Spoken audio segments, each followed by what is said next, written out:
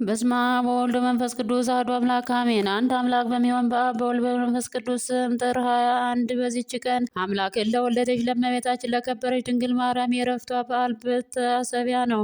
ያን ጊዜ እመቤታችን በልጇ በጌታችን በፈጣሪያችን በመድኃኒታችን ኢየሱስ ክርስቶስ በከበረ መቃብሩ ቦታ ትጸልይ ነበር። ከዚህ ዓለም እንደምትለይ መንፈስ ቅዱስ ከነገራት። ከዚህም በኋላ ከደብረ ዘይት ደናግል መጡ፣ ጌታችን ነግሯቸዋልና። እርሷም ነገረቻቸው።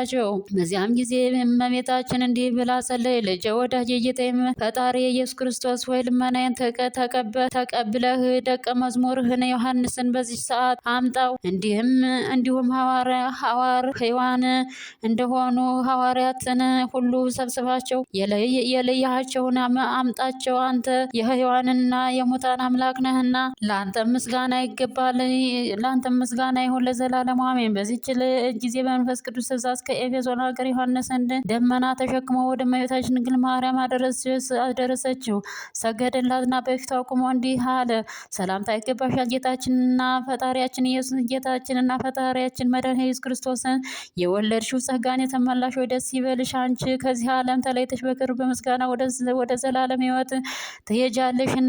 ይህም ስሙ ክብር ምስጉን የሆነ ጌታችንና ፈጣሪያችን ድንቅ ተአምራቶችን በአንቺ ላይ ከገለጠ በኋላ ነው። እመቤታችን ቅድስት ድንግል ማርያም ይህን በሰማች ጊዜ እጅግ ደስ አላት። እግዚአብሔርንም እንዲህ ብላ አመሰገነችው። ፈጣሪ ጌታዬ ለአንተ ምስጋና ይሁን። አንተ የለመንኩህን ትሰጠኛለህና አሁንም ነፍሴን ተቀበለው። ወደ ሰማይ ወደ አንተ ሲያሳርጓት ከሚመጡ መላእክቶችህ ጋር በመምጣት የለመንኩህን ሁሉ ስጠኝ።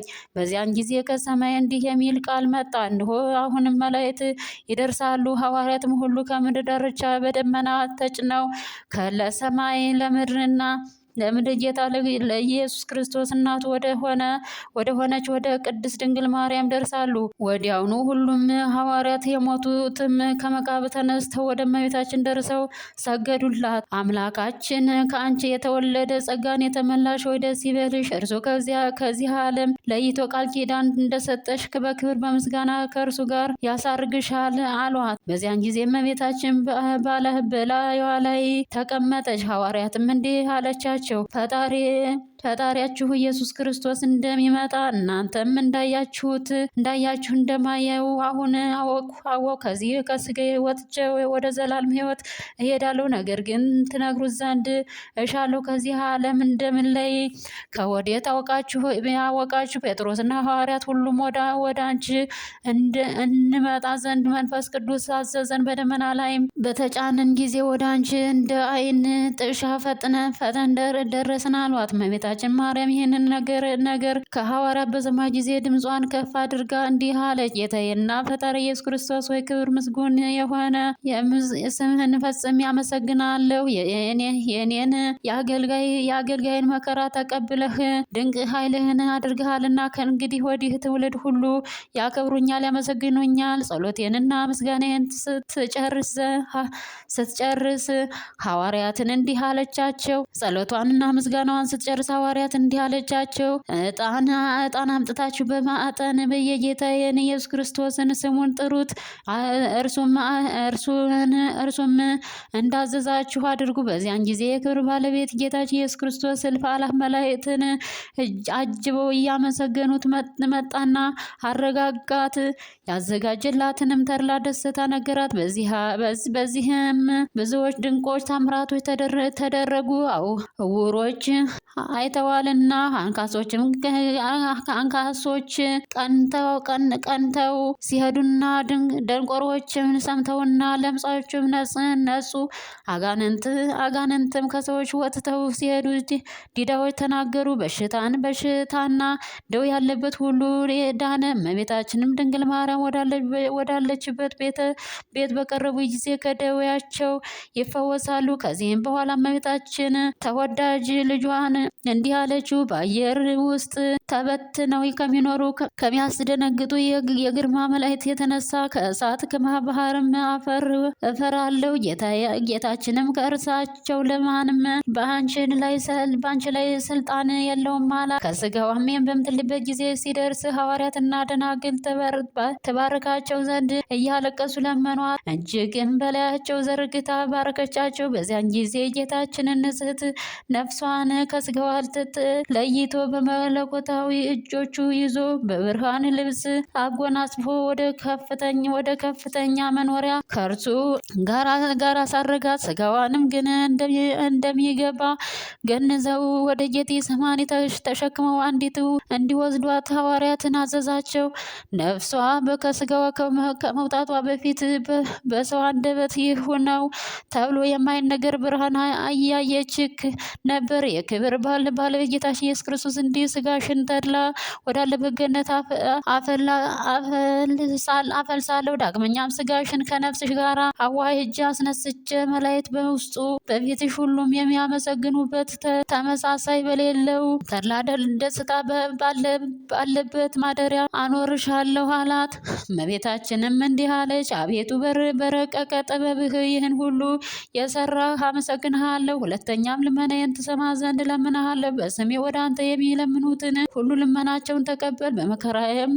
በመከራም ውስጥ ሆኖ ስሜን ጠርተው ወደ አንተ የሚለምነውን ከመከራ ሁሉ አድነው። በሰማይም በምድርም በሥራውም ሁሉ አንተ ከሃሊ ነህና መታሰቤን በውስጧ የሚያደርጉባትን ቦታ ሁሉ ባርክ። በእኔ ስም የሚያቀርቡበትን የሁሉንም መስዋዕታቸውን ተቀበል። ጌታችንም እንዲህ ብሎ መለሰላት፣ የለመንሽውን ሁሉ አደርግልሻለሁ፣ ደስ ይበልሽ። ከእኔ ከአባቴ ከመንፈስ ቅዱስ ዘንድ ጸጋ፣ ክብር፣ ባለሟልነት ተሰጥቶሻልና ስምሽንም ጠርቶ የሚለምነውን ሁሉ በዚህ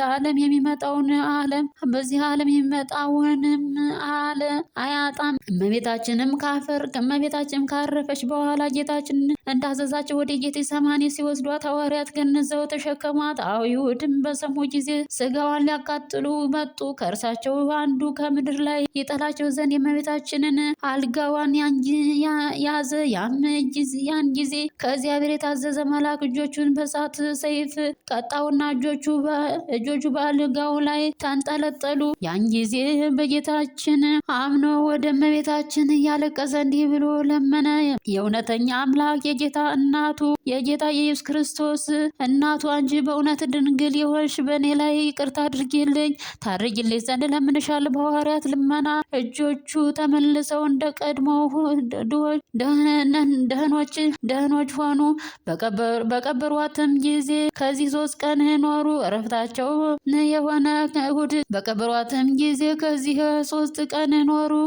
እረፍቷም የሆነው እሑድ ቀን በጥር ወር በ21 በዚች ቀን ነበር። ጌታችንንም ብርሃናውያንን መላእክትን ላከ። እርሱም ስጋዋን ከመቃብር ወስደው በገነት ውስጥ በዕፀ ሕይወት ስር አኖሯት።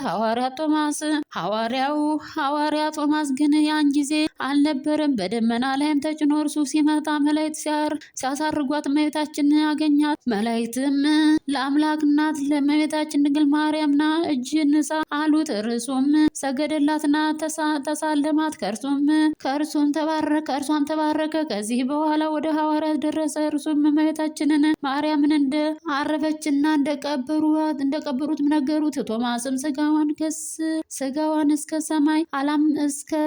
እስከ ማይ አላምንም አላቸው።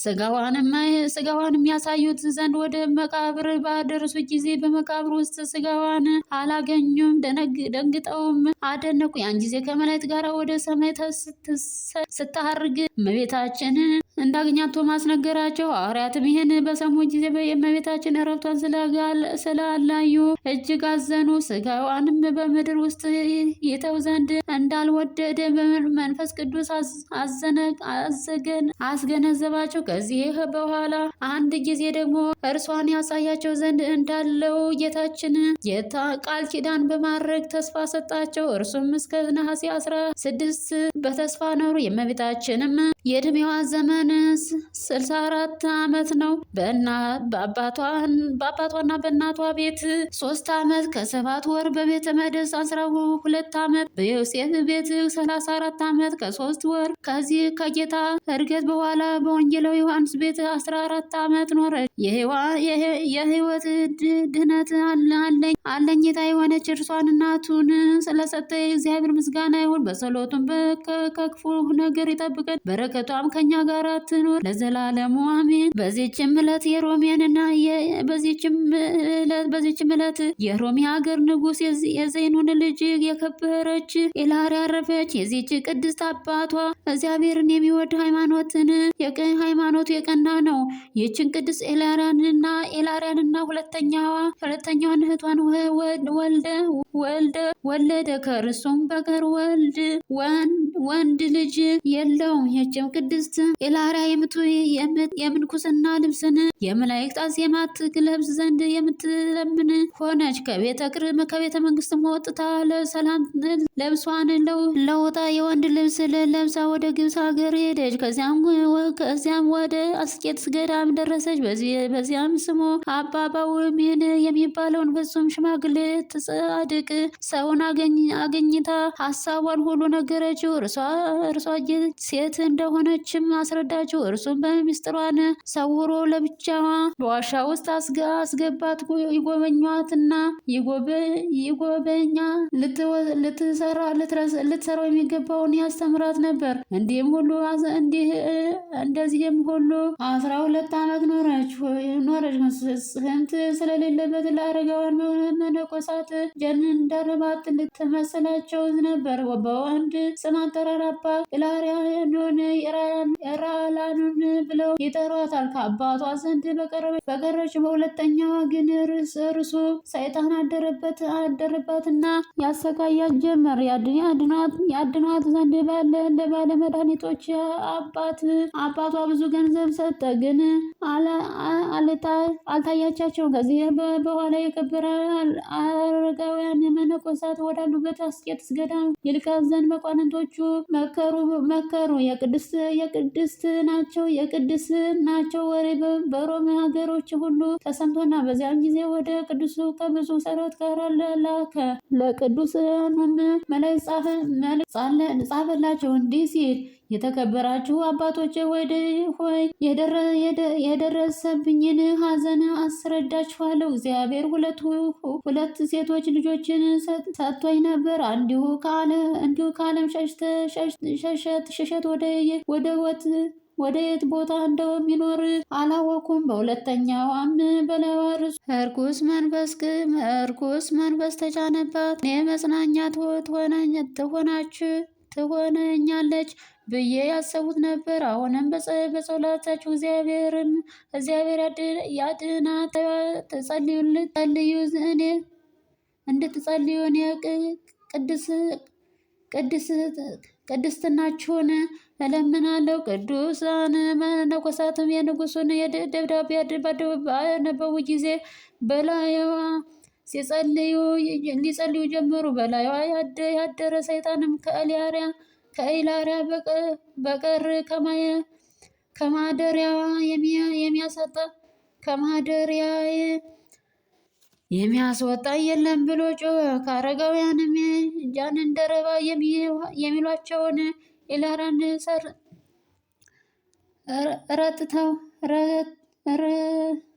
ጠርተው እስካዳናት ድረስ የንጉሡ ልጅ ወስደው በላይዋ ጸልይ አሏት። ቅድስት ኢላርያም እኔ በደለኛ ሰው ነኝ፣ ይህን ጭንቅ የሆነ ስራዬን መስራት አልችልም አለቻቸው።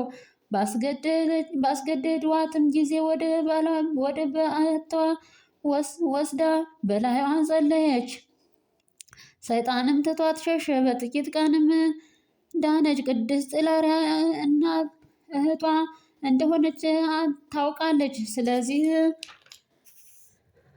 አቅፋት ስማት ነበር። ስለ ናፍቆቷና ስለ ፍቅሯ ወደ ጭንቀት ወጥታ ታላቅሳታለች። ከዚህም በኋላ ወደ ከበሩ አረጋውያን አደረሰቻትና እነሆ በጸሎታችሁ እግዚአብሔርን አድኗታል። ወደ አባቷ መልሷት አለቻቸው። እርሱም እጅግ ደስ ብሏቸው ወደ አባቷ መለሷት። ለእግዚአብሔርም ምስጋና አቀረቡ። ወደ ሮሜ ሀገር ወደ አባቷ በደረሰች ጊዜ በአባቷና እናቷ ስለመዳኗ በእርሷ እጅግ ደስ አላቸው። የቤተ ክርስቲያንም ሰዎች ሁሉ እግዚአብሔርን አመሰገኑት። አባቷ በገዳም ከቅዱሳን አባቶች ጋር አኗኗርሽ እንዴት ነበር ብሎ ጠየቃት። እርሷም እንዲህ ብላ በነገረችው ያዳነኝ አባ አርያኖስ ኤላሮን የሚባል አባት አብዝቶ ይወደኛል፣ አቅፎም ይስመኛል። ንጉሥ ይህን ሰምቶ በልቡ ታወከ።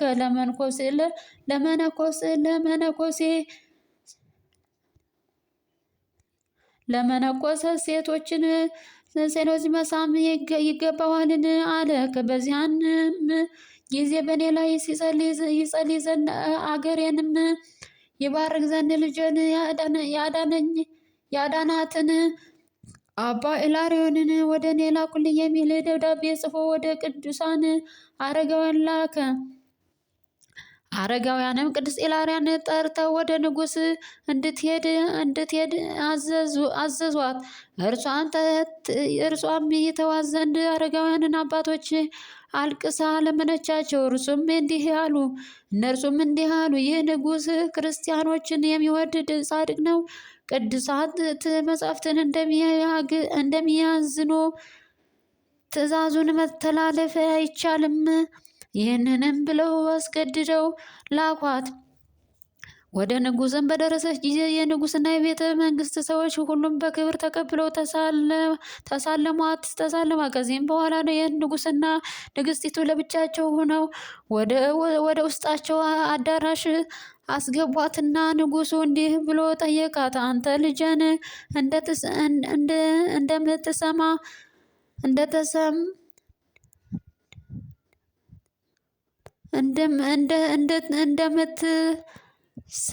እንደምትሰማት በሰማሁ ጊዜ በሀሳቤ ታውኬ ያለው መነኩሴ ሴትን መሳም አይገባምና ይህን ነገር ትገልጥልኝ ዘንድ ሻለው። የከበረች ኢላሪያም በነገረችው ጊዜ ወደ አስቄጥስ ገዳም መሄዴን ላትከለከሉኝ የከበረ ወንጌል አምጥታችሁ አማሉልኝ አለቻቸው። እነሱም እንዳለቻቸው ማሉላት። በዚያን ጊዜ ልጃቸው ኢላሪያ እንደሆነች ነገረቻቸው። አወጣጧም እንዴት እንደሆነ ልብሶቿንም ለውጣ የወንድ ልብስ እንደለበሰች አስረዳቻቸው። በአካሏም ውስጥ ያለ ምልክትን አሳየቻቸው። በዚያን ጊዜ ታላቅ ጩኸትን ጮሁ። አቅፈው እየሳሟት አለቀሱ። ከእኛ ዘንድ እንዳትሄጂ ከቶ አንተውሽም አሏት። እርሷም በከበረ ወንጌል የማላችሁትን መሐላ አስቡ አለቻቸው። እነርሱም ከእነሱ ጋር 40 ቀን ያህል እንድትኖር ለመኗትና 40 ቀንን አብራቸው ኖረች። ከዚህም በኋላ ወደ ቦታዋ ሄደች። ከዚያም ዕለት ወዲህ አስቄጥስ ገዳም ለሚኖሩ ቅዱሳን የከበሩ አረጋውያንን መነኩሴ ለፍትወታቸው ይሆን ዘንድ የግብፅን ምድር ሁሉ ግብፅ እንዲሰጧቸው ግብር እንዲሰጧቸው ንጉሥ ዘይኑን አዘዘ። በዚያን ወራት በአባ መቃርስ ገዳም 400 የመነኮሳት ቤቶች ሰሩ። በአባ ዮሐንስ ገዳም 700፣ በአባ ሙሴ ገዳም 300 ቤቶችን ሰሩ። ከዚህም በኋላ ቅድስት ኢላሪያ 5 ዓመት ከኖረች በኋላ አረፈች። ከእረፍቷም አስቀድሞ እርሷ ሴት እንደሆነች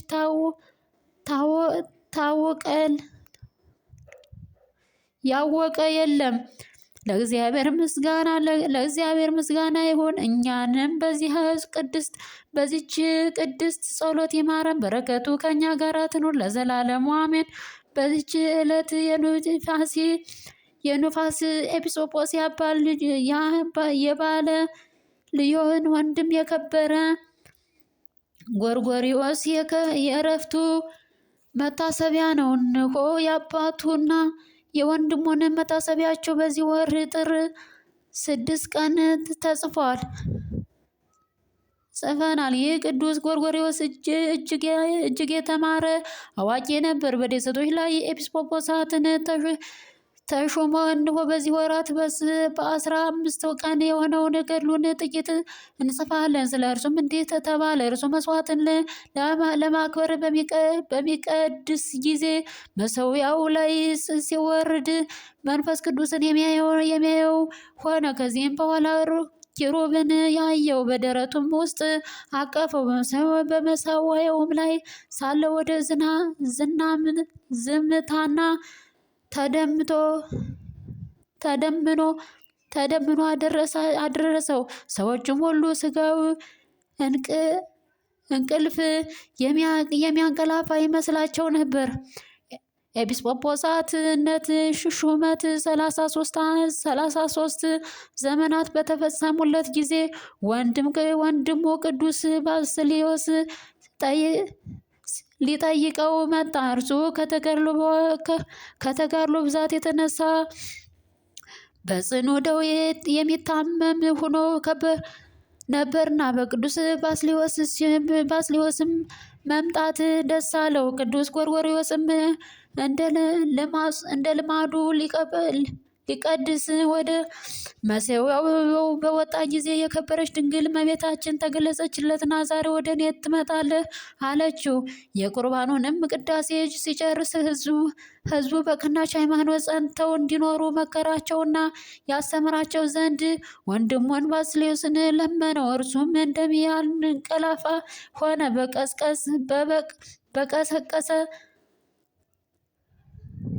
በቀሰቀሱት ጊዜ መጥቶ አገኙት። ሞቶ አገኙት።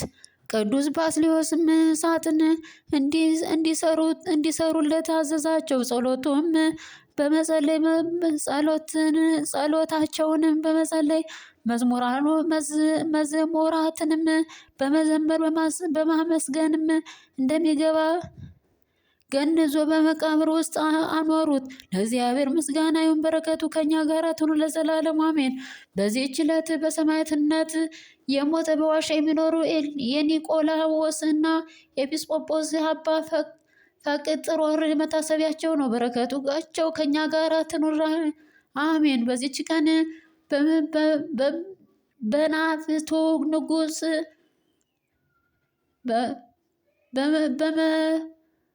በመርቅያን ዘመን መኮንኑ ጳውሎስና ኤጲስቆጶስ ምስክር ሁነው ሞቱ። እርሱም እመቤታችን ማርያም የዕረፍቷ በዓል በጌቴሴማኒ ከሁሉም ምዕመናን ጋር ተሰብስበው ሳሉ ከከሃዲው ዮልያኖስ መጥቶ ከበባቸው። ከእርሳቸውም አንድም እንኳ ሳይቀር ገደላቸው። በረከታቸው ከኛ ጋር ትኑር ለዘላለሙ አሜን። በዚህችም ዕለት የነቢዩ ኤርምያስ